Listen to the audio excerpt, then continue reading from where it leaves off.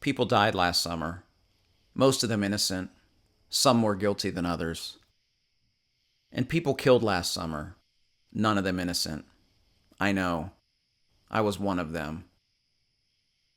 I stared down the slim barrel of a gun, looked into eyes rabid with fear and hatred, and saw my reflection.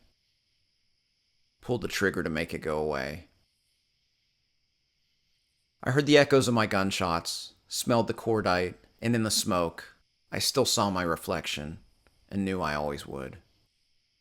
Dennis Lehane, author of 14 novels and one short story collection, is considered by many to be the finest crime writer alive today.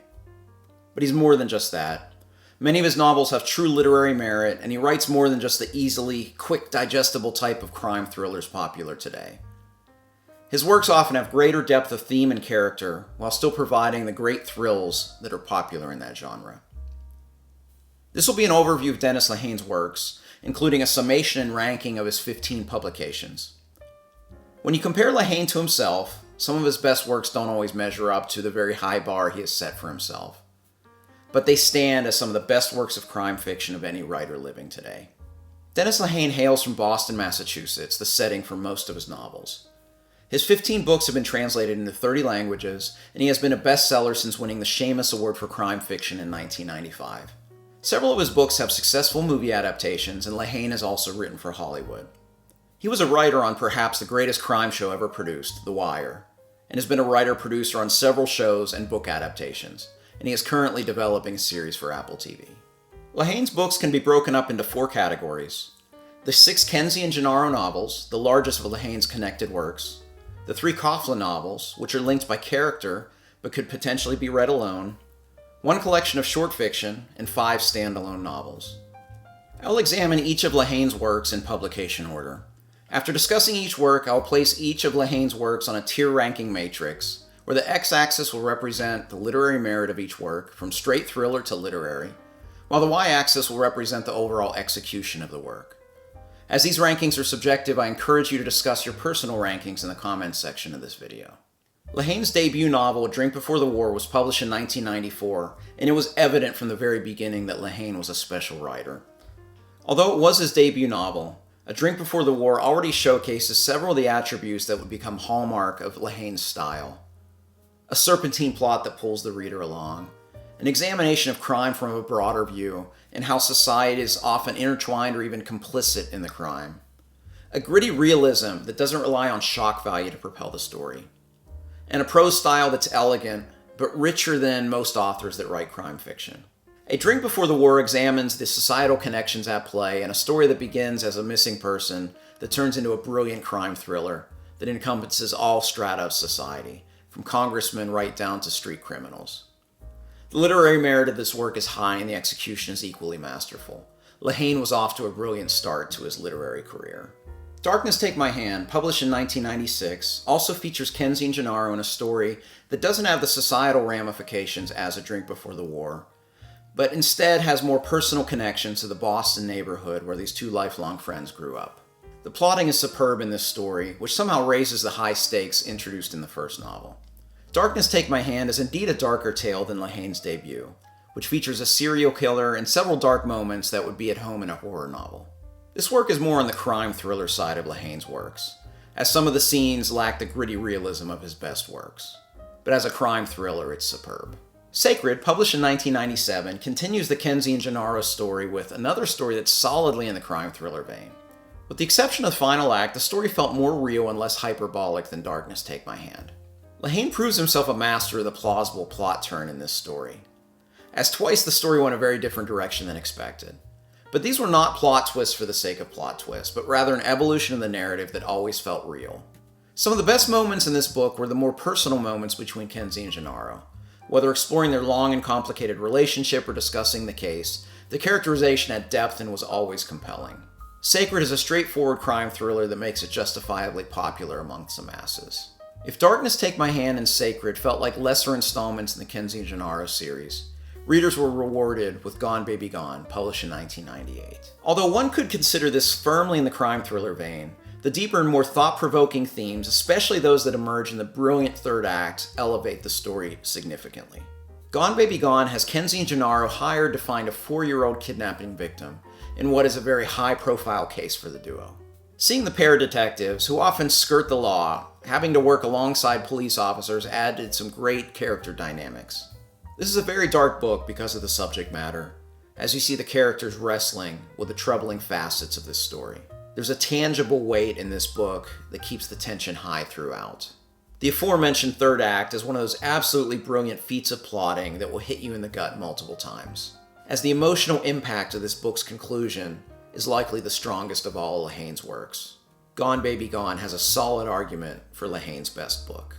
Fans of Lehane's crime thrillers will undoubtedly delight at the publication of Prayers for Rain, the 5th Kenzie and Gennaro novel, in 1999. Although the deeper and darker themes present at the end of Gone Baby Gone do linger into the beginning of this book instead embraces all of the great highs that a crime thriller can produce. As you find Kenzie facing off against a criminal mastermind that always seems to be a step or two ahead. While this villain may occasionally lack some of the nuance of Lehane's best characters, his skill and competence makes him very compelling throughout. For those looking for the deeper themes present at the beginning of this book, one of the most compelling things about this book, and the series in general, is seeing the toll on Kenzie and Gennaro's psyches, as you really see the emotional toll that's played out because of all the dark situations they found themselves in. This is too often neglected in these kinds of stories, but Lehane is always one to embrace gritty realism. So even in the stories like this one that is a crime thriller, he still embraces the gritty realism of what the characters are going through and stays true to those characters. Although not my favorite of the series, as I prefer the novels more on the literary side of Lehane's output, I long for other authors in this genre to explore the mental and psychological toll that the events in their books play upon their characters, as Lehane does so perfectly with Kenzie and Gennaro in this book. Prayers for Rain's story is undeniable, with a serpentine plot with a villain that is easily the most memorable of the series. For fans of crime thrillers, it's a fine addition to the genre. Mystic River is considered by many to be Lehane's greatest novel. It is the first time Lehane broke away from his Kenzie and Gennaro series to write a standalone novel. In the opening chapters of Mystic River, we meet 3 11-year-old boys playing in the street when one of them is abducted. Although returned days later, this act will influence their entire lives. Lehane does some of his best character work of his career in Mystic River, as we see these characters 25 years later as the daughter of one of them goes missing. Another one of the boys that was playing in the street is a police officer investigating the crime. Mystic River is a thematically dense book that not only examines the psyches of these 3 boys 25 years later, but also has a multitude of very highly complex and interesting secondary characters. If there's one fault with Mystic River, it's the ending is a bit predictable. But upon rereading this book for this video and knowing the ultimate conclusion, I was still drawn into the great depth of this story in terms of both character and theme. Shutter Island, published in 2003, shows how well Lehane can write a straightforward crime thriller, although it's anything but. Following a U.S. Marshal investigating a disappearance of a patient from a hospital for the criminally insane, Shutter Island has a great gothic and creepy suspenseful feel to it. Lehane shows how skilled he is at the atmospheric elements of this story, as this story is one of discovery from beginning to end. Various aspects of the setting paint a very isolating and even claustrophobic feel at times. The tension is palpable. Perhaps one of Lehane's most popular works because of the brilliant adaptation by Martin Scorsese and starring Leonardo DiCaprio, Shutter Island is definitely one of the most unique books in Lehane's output. But even aside from the adaptation, the book stands well on its own, as there is a what happened next feel from the beginning to the end. And at the end, you will reflect upon the whole work, wondering what does happen next. For fans of the modern thriller genre, this is an entry by Lehane not to be missed. Coronado, published in 2006, is a collection of short fiction by Lehane that unfortunately has one of the lowest composite scores on GOODREADS. But with Lehane, you can almost guarantee that the books that I place further to right on the x-axis of this video have lower ratings, as more people on that platform obviously like the crime thrillers a bit more than the more literary thrillers that Lehane writes. But this collection has a lot of greatness within, including the stage play Coronado, which is the title of the collection of short stories. But like most collections of short fiction, the stories were a bit uneven, and admittedly perhaps less compelling than most of his novels. But they still have a tremendous amount of literary merit, and it's a collection not to be missed. The Given Day, published in 2008, somehow lags behind the ratings of most of Lehane's other works, but it shouldn't. This is a remarkable tour de force that is more historical fiction than crime fiction. Perhaps the reception is more muted because this is a change of genre for Lehane, and a point of departure. But it shouldn't be, as this is a strong work of fiction regardless of which genre it is placed. Set in 1918, The Given Day is the first of the Coughlin novels, as we follow Danny Coughlin, a cop in Boston. Boston at this time was in the middle of several social and national issues. The end of World War I, societal changes upon social, racial, and economic lines, the rise of immigration, unionization, the origins of the Red Scare. Lehane even weaves in historical figures like Babe Ruth, Calvin Coolidge, and J. Edgar Hoover into the narrative. It's remarkable how many of the social issues present in 1918 that Lehane draws upon are still present today. And in the artful execution of these societal upheavals, The Given Day is an exploration of power, those with it and those without. This is Lehane's longest novel, but it's told in a very straightforward, slice-of-life manner, with characters you will love and characters you will hate. In my opinion, this is Dennis Lehane's finest work. Published in 2010, Moonlight Mile serves as the final installment of the Kenzie and Gennaro novels. Just as a coda at the end of a musical composition serves as a smaller section to conclude a larger work, Moonlight Mile serves as a coda to the Kenzie and Gennaro stories that began Lehane's career. While many crime authors tend to milk their main series and take them into the double digits, true to Lehane's gritty realism, he chose to end this series, although he did wait 11 years from the conclusion of Prayers for Rain to conclude the main series. Although the story is set 11 years after Prayers for Rain, in many ways this is a sequel to Gone Baby Gone, as a lot of the scars and psychological trauma are still present and still explored in this book. The reception for Moonlight Mile does not seem to be as high as the other Kenzie and Gennaro novels, maybe because of the long distance between installments. But it is also a slighter work that really just riffs upon the end of Gone Baby Gone. It feels different, and as there is an 11-year time jump, you see the characters in a different stage of their life. However, I find it an emotionally satisfying end to the book series, and I applaud Lehane for finding an ending, which many crime writers are often not able or willing to do so.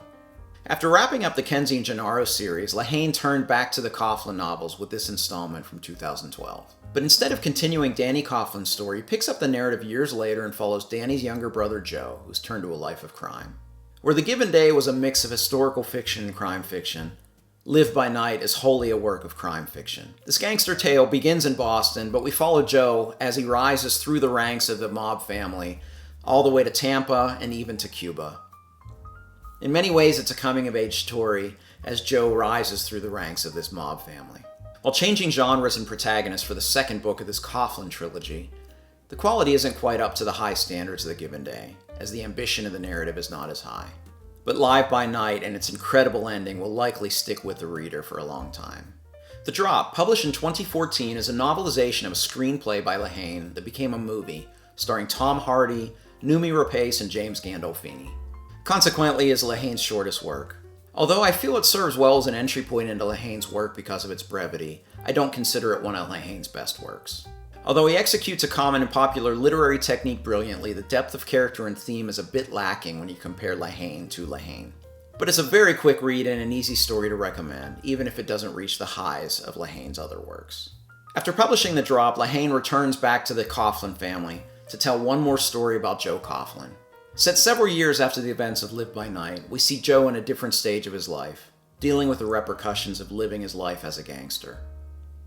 Stephen King called this the greatest gangster novel since The Godfather, and I can't disagree. The storytelling is tremendous, and your connection with Joe as the main protagonist will likely be even greater than in Live by Night. World Gone By is a masterclass of lean storytelling. Although it's the shortest of the Coughlin novels by far, the thematic depth is there, and it never felt like it was rushed, despite the fast pace. And this book probably has Lehane's finest ending. The Coughlin novels can be read in a variety of ways, as a trilogy, as a duology following Joe, or as a series of standalones. But whatever you decide to do, do not miss World Gone By. It is one of Lehane's finest books. Since We Fell, published in 2017, is the only book of Lehane's that I have trouble recommending. There are almost two disparate stories in this standalone novel. The first is a woman dealing with mental illness, and the second story was an abrupt left turn that had little to do with the build-up of the story. It's an unfortunate missed opportunity for Lehane, as the build-up of this novel had some of Lehane's best passages of this woman dealing with her mental illness. But the tonal shift halfway through frankly doomed this book and made it a jarring and disjunct read. It initially felt like an ambitious literary novel, but unfortunately devolved into something else entirely.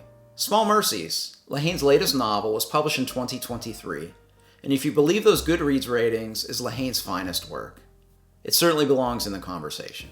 To circle back to some of my initial statements about Lehane, this showcases some of the things that he does best. The story is gritty but not over the top, while weaving in facets of society into the investigation of a crime. This book, like The Given Day, takes a snapshot in history and examines the societal changes going on in Boston in 1970 during a hot summer before the schools are forcefully integrated. In the midst of these societal changes, Boston is a powder keg waiting to erupt, a crime is committed, and you get a central protagonist of a woman who'll do anything for her daughter. Lehane's storytelling is lean and focused and surely admired by his contemporaries because it still has so much depth. While I don't feel this is Lehane's best work, as mentioned, that work is The Given Day, this is nonetheless one of his best in terms of both literary merit and quality. I hope you found this video useful. If you're new to the works of Dennis Lehane, I recommend A Drink Before the War and Mystic River as fine entry points. If you're a veteran of Lehane, I'd love to talk with you about these books from one of my favorite authors in the comments section below.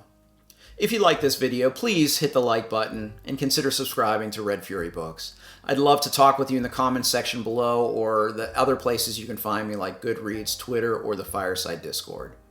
As always, thank you for watching. Until next time, goodbye.